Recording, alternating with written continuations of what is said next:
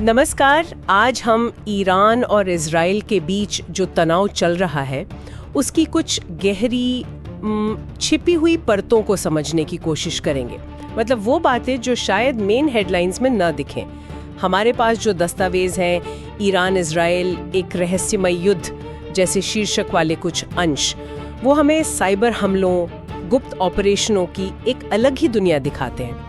और कुछ घटनाएं तो ऐसी हैं, मतलब बिल्कुल किसी जासूसी नॉवेल जैसी लगती हैं। हाँ बिल्कुल, ये सिर्फ मिसाइलों या राजनीतिक बयानों की कहानी नहीं है। सोचिए स्टक्सनेट जैसा साइबर हथियार जिसने रिपोर्ट्स के मुताबिक ईरान के परमाणु कार्यक्रम को अंदर से नुकसान पहुंचाया, चुपचाप। सही। या फिर वो ईरानी वैज्ञानिकों की रहस्यमयी हत्याएं। एक मामले में तो मोहसिन फखरेजादे वाले में कहा जा रहा है कि सैटेलाइट से कंट्रोल होने वाली एआई गन का इस्तेमाल हुआ। हाँ, वो रिमोट कंट्रोल वाली बात बहुत ही चौंकाने वाली। और यहाँ तक कि परमाणु ठिकानों के पास यूएफओ देखे जाने का भी जिक्र है। तो आइए इन्हीं स्रोतों में थोड़ा और गहरा उतरते हैं। बिल्कुल। और देखिए, दिलचस्प बात यह है कि ये सारी घटनाएं ना पारंपरिक युद्ध की हमारी समझ से कहीं आगे जाती हैं। ये हमें तकनीक, जासूसी और शायद, जैसा कि इन रिपोर्ट्स में संकेत है, कुछ अनजाने पहलुओं पर भी सोचने को मजबूर करती हैं। तो स्टक्सनेट से ही शुरू करते हैं। इन दस्तावेजों के हिसाब से ये सिर्फ कोई मैलवेयर नहीं था, बल्कि एक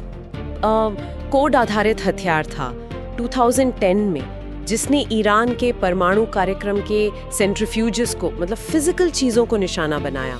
कौन था इसके पीछे, कैसे किया? रिपोर्ट्स अमेरिका इजराइल की तरफ इशारा करती हैं। हाँ, और इसकी सबसे बड़ी बात ये थी कि ये डिजिटल दायरे से निकलकर सीधे भौतिक दुनिया में असर डाल रहा था, वो भी उन सिस्टम्स में जिन्हें बहुत सुरक्षित माना जाता था। तो ये दिखाता है कि कैसे युद्ध का तरीका बदल रहा है, बिना बम, बिना सैनिक, सिर्फ कोड से। बिल्कुल। और ये लड़ाई सिर्फ डिजिटल नहीं है, ये दस्तावेज दिखाते हैं कि कैसे लोगों को भी निशाना बनाया जा रहा है। मोहसिन फखरीजादे वाला मामला, सैटेलाइट से चलने वाली एआई गन जिसे रोबोटिक हत्या कहा जा रहा है, ये तो सच में किसी साइंस फिक्शन फिल्म जैसा लगता है। हाँ, और ये घटनाक्रम जैसा इन दस्तावेजों में बताया गया है, वो एक पैटर्न की तरफ इशारा करता है, गुप्त ऑपरेशंस का पैटर्न, और साथ ही आर्टिफिशियल इंटेलिजेंस जैसी तकनीक के खतरनाक इस्तेमाल की तरफ भी। और सीरिया का जिक्र भी जरूरी है, वो तो जैसे एक अदृश्य युद्ध का मैदान बन गया है।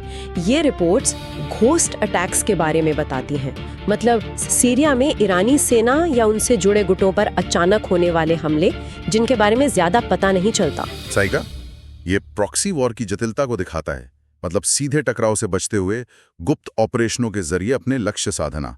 और क्योंकि इन हमलों की पुष्टि अक्सर नहीं होती, इनकार करना आसान होता है, तो ये चीजें और पेचीदा हो जाती हैं, जैसा विश्लेषण में बताया गया है।